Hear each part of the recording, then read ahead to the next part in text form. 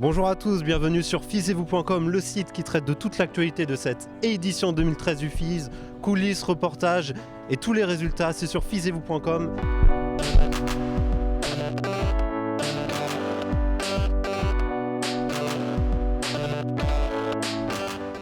Le FIS, c'est plus de 80 000 personnes par jour et 1500 riders. Mais comment ça se passe? Comment la machine fonctionne-t-elle?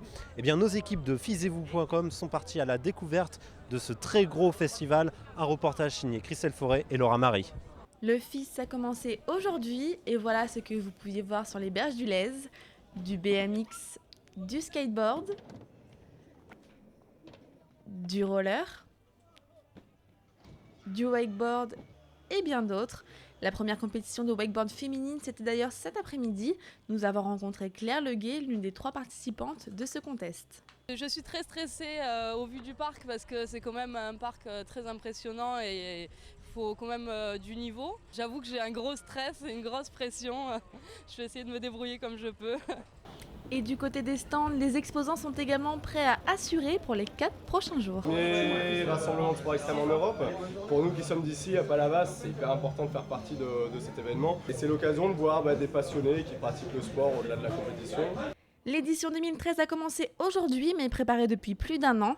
Un événement qui demande une organisation à sa taille, comme nous l'a expliqué il y a quelques jours Hervé-André Benoît, fondateur du FIS. Vous avez un responsable sportif, vous avez un responsable logistique, un responsable média com. Donc c'est une organisation entre ces différents pôles qui fait que les compétitions s'enchaînent parce que les juges savent exactement à quel moment ils vont passer. Les riders sont prévenus dès leur inscription d'à quel moment ils passent.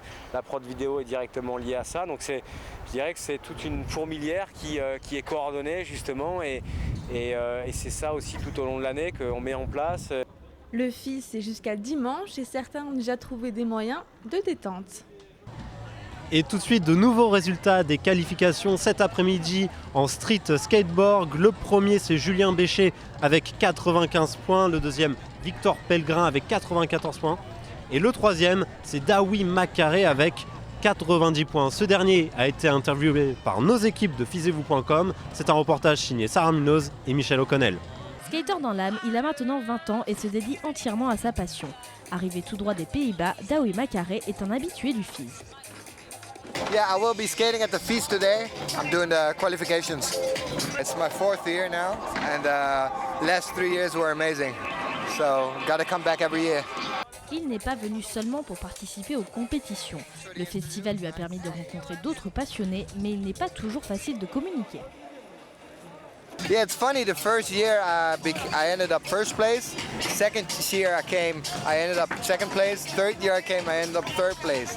So now it's the 4th year. Hopefully it's not going the same. And for the parties, of course. So we booked an extra weekend just for parties. The language barrier is hard, you know, to talk with other people. Sometimes it's real. You have to really talk with body language and stuff. So yeah, but you know, it's cool.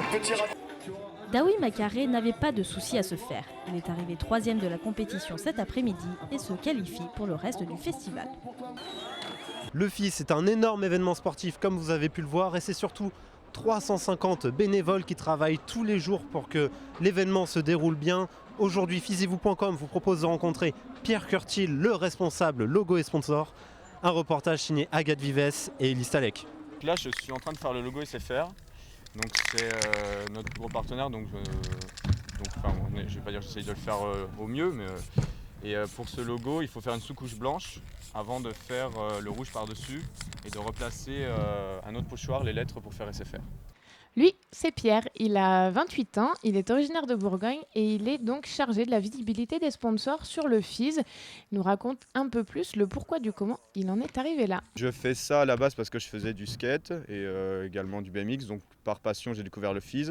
J'ai fait une année en bénévole et j'ai postulé et j'ai été embauché.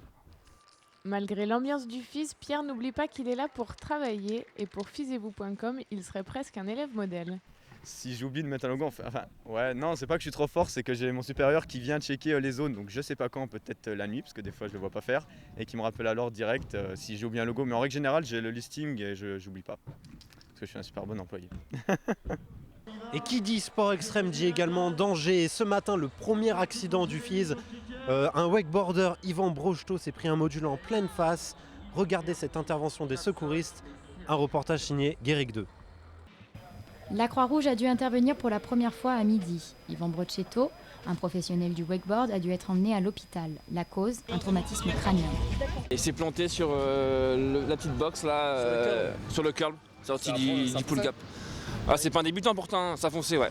Il a pris cher. On vous tiendra au courant de son état de santé. Rendez-vous sur fisez-vous.com. Voilà, c'est la fin de ce JT, on espère que ça vous a plu. On vous retrouve dès demain pour la deuxième journée de ce FIS 2013. Il y aura du BMX, du mountain bike et du wakeboard. Et surtout, toujours plus d'infos et de vidéos sur fisez-vous.com.